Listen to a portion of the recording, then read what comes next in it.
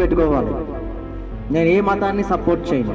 ఎందుకంటే మతములు పుట్టిన తర్వాతే మనుషులు పుట్టారా? మనుషులు పుట్టిన తర్వాత మతములు పుట్టియా?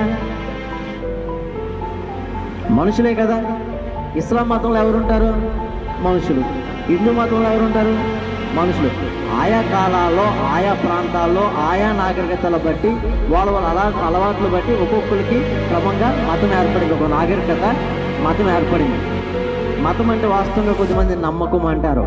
ఈ నమ్మకం మంచి నమ్మకం ఉంటే పర్లేదు, మూఢనమ్మకం ఉంటే చాలా ఇబ్బంది.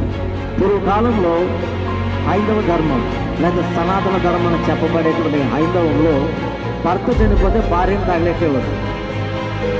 పూర్వకాలం ఉంది కదా, సతీ సాగమం. మరి ఇప్పుడు మనం కంటిన్యూ చేయొచ్చా మన మతం చెప్పిందని?